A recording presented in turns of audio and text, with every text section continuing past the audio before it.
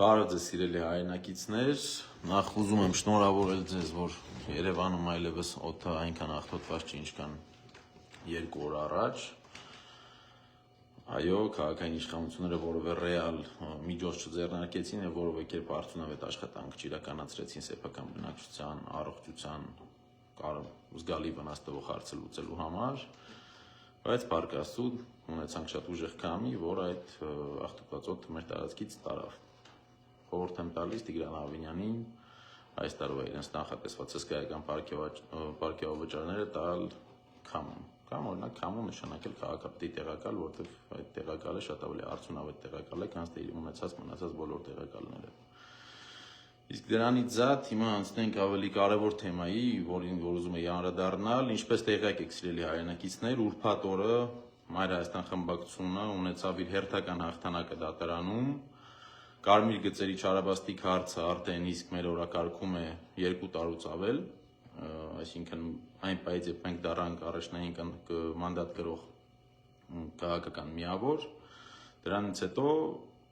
հենց առաջի թանկացումը 13-ից ավել անգամ ապօրինի թանկացումը կարմիր գծերի տեղի ունեցավ, մենք այդ որոշումը տարանք դատարան։ Դատարանում մեր շահերը ներկայացնում էր իմ ընկեր եւ գործընկեր Վահե Գրիգորյանը, ով շատ մեծ պրոֆեսիոնալ է իր ոլորտում եւ արդյունքները հենց դա ապացուցում են։ Մենք տեսնում ենք անվերջ հաղթանակներ, սակայն կա մի մեծ խնդիր, որի մասին ուզում եմ խոսել, դա այն է, որ գործող իշխանությունները իբրև պետական սուբյեկտ խոչընդոտում են արդարադատության իրականացմանը։ Հիմա կուզեմ մի քիչ մանրամասնել։ Ուրեմն տեսեք, ամեն տարվա դեկտեմբեր ամսին Երևանի ավականին սահմանում է մյուս տարվա տեղական տուրքերի եւ վճարների սահմանաչափերը։ 23-ից հետո, որ անցան 24 թվին, երբ որ թանկացումը տեղի ունեցավ, մենք անմիջապես տվյալ թանկացման որոշումը տարանք դատարան, պնդելով, որ տվյալ թանկացումը ոչ իրավաչափ է, այսինքն որ իրենք իրավունք չունեն նման կերպով բարձրացնել տեղական վճարի գինը։ Դրանից հետո տեղի ունեցավ մի երկար գործընթաց, 9 ամիս հետո մենք վերջապես ստացանք մեր հաղթական վճիռը եւ քաղաքային իշխանությունները առհամարելով այն փաստը, որ բողոքարկելու իրավունքը դա անձի իրավունքն է եւ պետությունը չպետք է չարաշահի այդ իրավունքը, որովհետեւ աբսուրդային է տեսնում ես պետություն, որը ինքն իր իսկ դատարանի կայացրած որոշումները անընդհատ բողոքարկում է։ Բյուջեի թվերը եթե ստուգենք 24, 25, 26 թիվ տեսնում ենք մի պարզ պատկեր, որում որ ակնհայտ է, որ քաղաքային իշխանությունները ամեն տարի բարձրացնում են բյուջեով այն գումարը, որը որ նախատեսել են իրենց դեմ կայացրած դատարանի հաղթական որոշումները բողոքարկելու համար։ Սկզբում 150 միլիոններ, հետո դառավ 180 միլիոն, հիմա 195 միլիոն, ամեն տարի բարձրանում է։ Այսինքն Տիգրան Ավինյանը չի ուզում անի հետևություն, որ իրենց աշխատանքի իրավական առումով շատ անփույթ եւ սխալ է եւ ապօրինի է եւ իրականացնել սեփական սխալների ուղում։ Դրա տեղը նրանք նախընտրում են պարզապես անընդհատ բողոքարկել, մինչեւ կընկնի մի նիկոլական դատավորի ձեռք եւ իրենց ուզած վճիռը տեղի կունենա։ Հիմա 24 թվի դատական վճիռը մենք ստացանք, հաղթեցինք, իրանք դա բողոքարկեցին, 25-ին ստացանք, եւս բողոքարկեցին եւ ինչ էր տեղի ունենում, սիրելի հայրենակիցներ, այն էր տեղի ունենում, որ դատարանը ի սկզբանե ասեց, որ Տիգրան Ավինյանի ստորագրությամբ լիազորված անձը իրավասու չէ դատարանում ներկայացնել Երևան քաղաքի ավականին իբրև սուբյեկտ, այդ իսկ պատճառով 24 թվի մեր հաղթանակած վճիռը, երբ որ նրանք տարան վերաքննիչ եւ վճռաբեկ, վերադարձ ստացան։ Եվ միտումնավոր, սա շատ կարևոր է, միտումնավոր այս մարտիկ այդ լիազորագիրը չհանեցին այդ պահին։ Իրանք հասկանալով, գիտակցված, որ կա տվյալ խնդիրը, այդ խնդրի շրջանակներում մաքսիմալ ժամկետը օգտագործեցին, տարի կես, 2 տարի անցավ, նոր որ արդեն հասկացան այլ տարբերակ չկա, գնացին ստացան այդ լիազորագիրը, բնականաբար չզեկուցվող հարցով քվեարկեցին, անցկացրեցին եւ արդեն իսկ հիմա այդ լիազորագրով կրկին որ 25 թվինը տարան վերաքննիչ կրկին պարտվեցին։ Դատարանը որոշել է վճիռը թողնել անփոփոխ։ Ինչն է հետաքրքիր, մեր դատական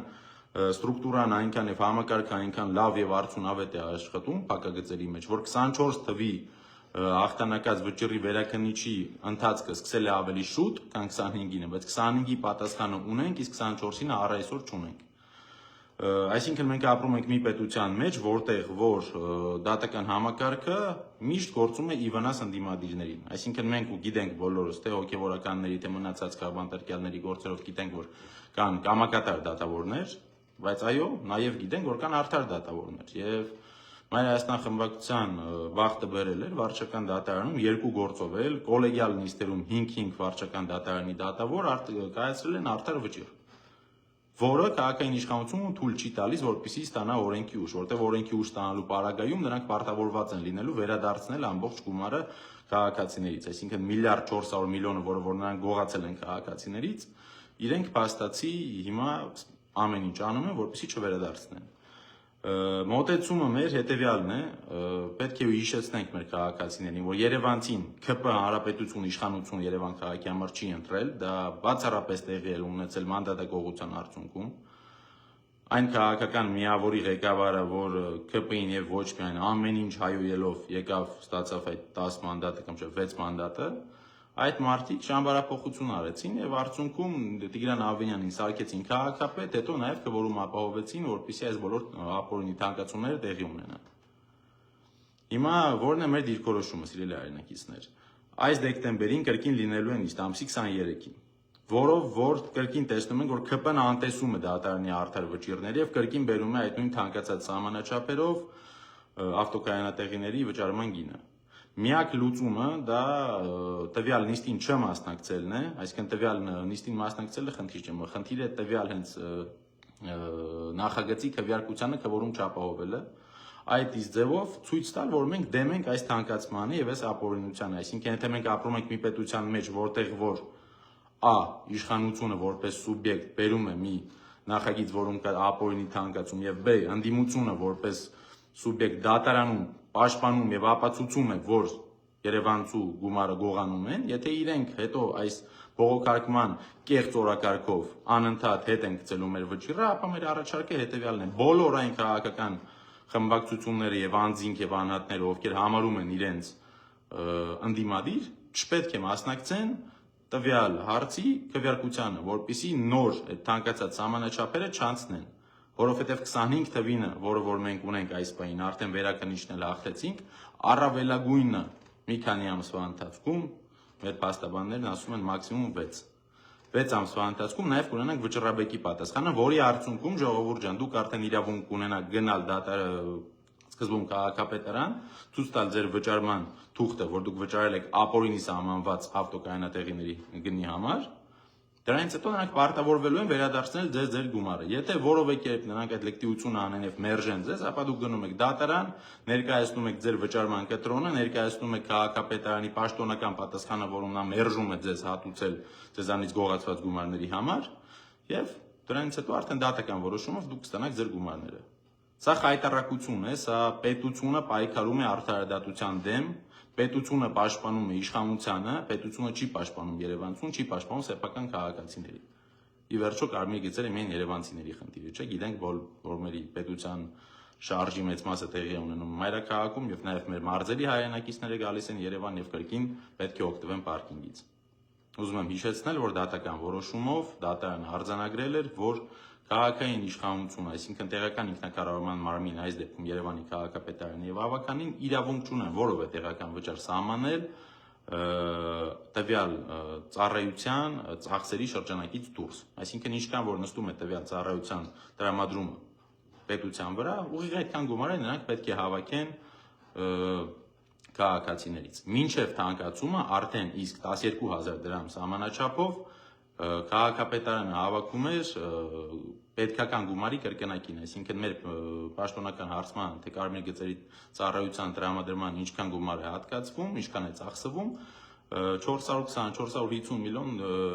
դրամի մասին է խոսքը, իսկ մինչև թանկացումը, այսինքն 12000 դրամով արդեն իսկ նրանք հավաքում են 920-960 միլիոն դրամ, որը ամբողջապես բավարար է ծառայությունը պատշաճ տրամադրելու համար, այսինքն մենք գործ ունենք իշխանության հետ, որը պարզապես թալանում է սեփական ժողովրդին, եւ դրանից հետո երբ որ դատարանը